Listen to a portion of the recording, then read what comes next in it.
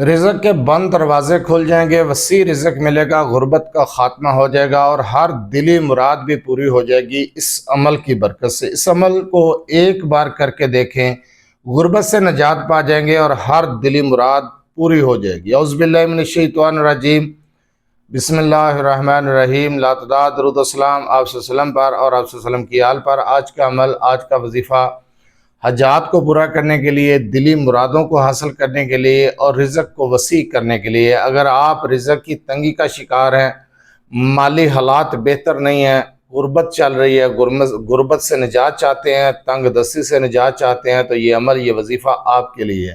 اس وظیفے کو کیسے کرنا ہے، کون سے کلمات پڑھنے ہیں، طریقہ کار کیا ہے، اس چیز کو غور سے سنیں سمجھیں اور اس کے بعد اس عمل کو، اس وظیفے کو کریں۔ یہ وظیفہ آپ چلتے پھرتے بھی کر سکتے ہیں اور ایک مجلس میں بیٹھ کر بھی کر سکتے ہیں۔ اگر ایک مجلس میں بیٹھ کر کریں گے تو بعد از نماز عصر کریں گے۔ اگر آپ چلتے پھرتے باوضو حالت میں اس عمل کو کر سکتے ہیں تو تب بھی مناسب ہے، آپ کرتے رہیں۔ اس عمل کو شروع کر کے دیکھیں، چند دن کے اندر رزق وسیع ہو جائے گا، رزق کے بند دروازے کھل جائیں گے۔ انشاءاللہ تعالیٰ آپ کے مالی حالات، معاشی پریشانیاں ختم ہو جائیں گی، مالی حالات بہتر ہو جائیں گے۔ رزق کی وسعت کے لیے بہت پیارا عمل ہے۔ اگر آپ دلی حاجات کو پورا کرنا چاہتے ہیں، آپ کی کوئی حاجت ہے، کوئی مراد ہے، وہ پوری نہیں ہو رہی، تو اس کو پورا کرنے کے لیے بھی بہت مجرب وظیفہ ہے۔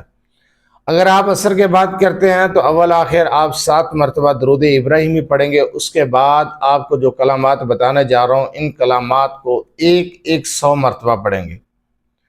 اگر آپ چلتے پھرتے پڑھنا چاہتے ہیں تو آپ چلتے پھرتے ان کلمات کو بغیر تعداد کے پڑھ سکتے ہیں۔ اول آخر 7 مرتبہ درود ابراہیمی، اپنا کام بھی کرتے رہیں اور چلتے پھرتے بھی پڑھ سکتے ہیں، دن کے وقت بھی پڑھ سکتے ہیں، رات کے وقت بھی پڑھ سکتے ہیں۔ ایک مجلس میں بیٹھ کر پڑھنا ہے تو پھر عصر کے بعد آپ نے یہ عمل کرنا ہے۔ کلمات کون سے ہیں؟ درود ابراہیمی کی تعداد آپ کو بتا دی ہے۔ کلمات کو بھی غور سے سنیں سمجھیں، ویڈیو کو سیو کر لیں یا پھر نوٹ بک پر لکھ لیں۔ انشاءاللہ تعالیٰ یہ وظیفہ بہت مجرب وظیفہ ہے۔ اس وظیفے کی برکت سے رزق میں بہت زیادہ وسعت ہوگی، رزق بڑھے گا، کاروبار بڑھے گا، گھر کے اندر برکت اور رزق کے اندر برکت بھی ہوگی۔ کلمات یہ ہیں: یا اللہ، یا رحمان، یا رحیم، 100 مرتبہ پڑھیں گے۔ سبحان اللہ و بحمدہ، 100 مرتبہ پڑھیں گے۔ حسبنا اللہ و نعم الوکیل، 100 مرتبہ پڑھیں گے۔ سبحان اللہ العظیم، 100 مرتبہ پڑھیں گے۔